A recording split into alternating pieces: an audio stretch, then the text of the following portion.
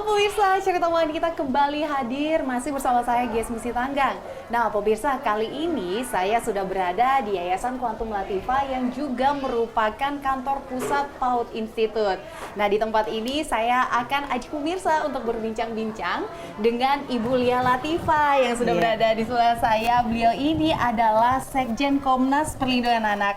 Halo Ibu Lia, apa kabar? Halo, baik. Nah, Sehat.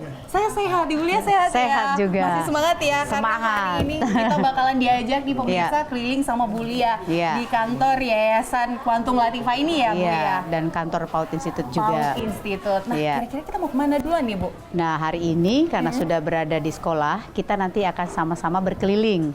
Ada kegiatan apa saja sih? Terus kemudian apa yang dilakukan anak-anak? Kan sekarang tahun ajaran baru nih. Anak-anak sudah mulai beraktivitas. Yuk, sekarang kita ajak semuanya melihat kegiatan anak-anak.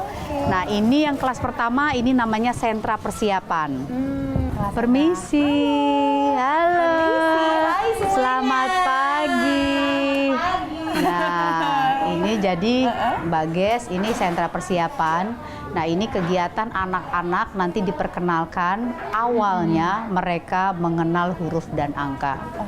Nah, ini medianya yang digunakan itu banyak ya. Jadi ada kegiatan meronce, terus kemudian juga ada namanya puzzle di sini juga. Terus kemudian di sini juga banyak balok-balok, manik-manik. Nah, itu dipergunakan untuk anak-anak sebagai media belajar mengenalkan konsep bahasa, konsep matematika lewat kegiatan main di sentra ini. Mereka ini kira-kira untuk umurnya sendiri dari umur berapa sampai umur berapa sih, Bu? Kalau di sini nih usianya dari usia 3 tahun sampai usia 6 tahun. Dari anak kelompok bermain sampai dengan TK-nya. Oke. Nah, ini untuk kelas persiapan ya namanya. Ini kan saya lihat ada 5 orang saja. Memang seperti ini, Bu, atau sebenarnya karena ada yang masih belum datang atau seperti apa? Iya, jadi kalau di sekolah ini memang untuk jumlahnya kita batasin. Jumlahnya memang kita batasin tidak terlalu banyak. Jadi maksimal 10 anak.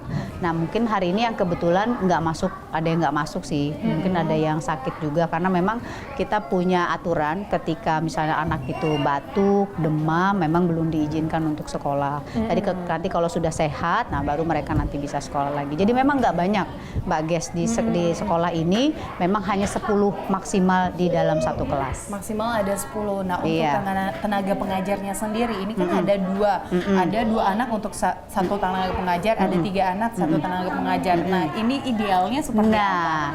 Jadi ini sekolah ini adalah inklusi. Jadi di sini juga ada anak-anak spesial. Nah, jadi sekarang itu ada 1 anak yang didampingi oleh guru pendampingnya. Spesial ya itu. Jadi kalau yang lain kan seperti biasa, normal biasa. Nah, ini anak-anak yang spesial ini butuh didampingin oleh pendampingnya gitu. Nah, untuk yang spesial ini saya boleh tahu, Bu, apa hal yang lagi dibutuhkan, apa yang lagi diterapi dari dia? Nah, anak ini sekarang banyak sih ininya ya. Jadi dia ada keterlambatan bicara, terus kemudian dia juga sedang terapi behavior juga perilakunya, terus kemudian autisnya juga. Jadi memang untuk anak yang sekarang sedang diterapi ini banyak. Ini spesialnya banyak gitu. Jadi makanya butuh pendampingan guru pendamping tadi. Gitu. Nah, ini kan kalau kita bilang ini baru aktif lagi sekolahnya. Nah, untuk anak spesial ini kan biasanya memang ada perilaku khusus juga. Pada saat pandemi waktu itu, Bu, sebelum aktif lagi, ini seperti apa pengajaran yang diberikan? Jadi memang waktu pengajaran itu anak-anak ini nggak datang ke sekolah, ya kan? Jadi tenaga terapi langsung datang ke rumahnya anak-anak ini. Terus kemudian media-media yang ada di sini juga dibawa ke rumahnya anak-anak. Nah, gitu Mbak Ges. Kita lanjut lagi ke kelas yang kedua. Oke, yuk kita ke bawah, ke luar yuk. Oke. Nah, ini kelas yang kedua namanya Sentra Rancang Bangun. Sentra Rancang Bangun. Dari judulnya aja udah rancang bangun. Berarti anak-anak merancang. Halo semuanya. Halo semuanya. Hai, pagi. Wah, kayaknya lagi pada asik main ya. Nah, ini aktivitas kita yang biasanya dilakukan anak-anak di Sentra Rancang Bangun. Nah, jadi anak-anak dikenalkan dengan bangun-bangun ruang. Terus kemudian mereka bekerja sama dengan teman-temannya ketika nanti membangun, lalu terus kemudian diajarkan berhitung juga. Jadi konsep untuk membangun itu sudah mulai diajarkan kepada anak-anak. Konsep mereka berpikir, terus kemudian konsep nalar mereka ketika membangun itu apa sih yang harus dibutuhkan, apa dulu sih yang harus dibuat. Nah, itu yang diajarkan di anak-anak di sentra ini, Mbak Ges. Perbedaannya Bu antara kelas ini dan kelas sebelumnya, apakah di usia itu juga berbeda atau seperti apa? Tidak, jadi dari anak usia 3 tahun sampai dengan anak usia 6 tahun, mereka semua berkegiatannya di 5 sentra yang sama. Tapi di setiap sentra kegiatannya berbeda-beda. Hanya saja memang nanti di tahap perkembangannya yang berbeda.